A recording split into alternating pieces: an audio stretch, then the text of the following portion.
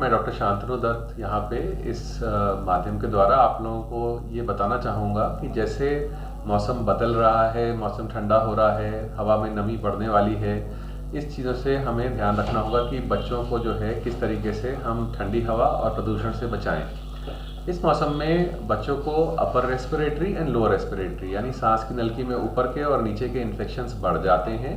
और अगर आसपास कहीं भी धुआं या धूल हो रही हो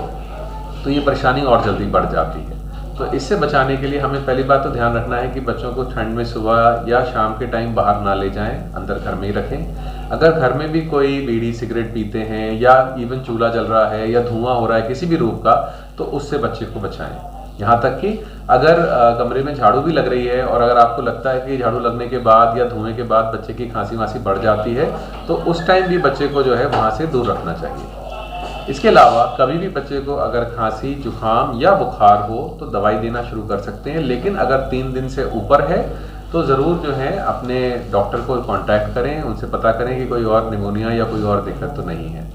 मगर अगर ध्यान रखा जाए तो बच्चे बड़े आराम से नॉर्मली ठीक हो जाते हैं 3 से 4 दिन के अंदर। एक और चीज़ बहुत ज़रूरी है कि अगर बच्चा जो है 2 साल से कम का है और माँ के दूध पे है तो माँ के दूध को कंटिन्यू रखना बहुत अच्छी बात है, क्योंकि देखा गया है कि माँ के दूध के द्वारा बच्चे को ऐसी IgA एंटीबॉडीज़ मिलती हैं जो बच्चे को अस्थमा, निमोनिया और कान का इन्फेक्शन और गले के इन्फेक्शन से अपने आप बचाती हैं। तो इसलिए अगर माँ का दूध दे रहे हैं तो बच्चे को माँ का दूध देते रहें और थोड़ा धूल और धुएं से बचाएं।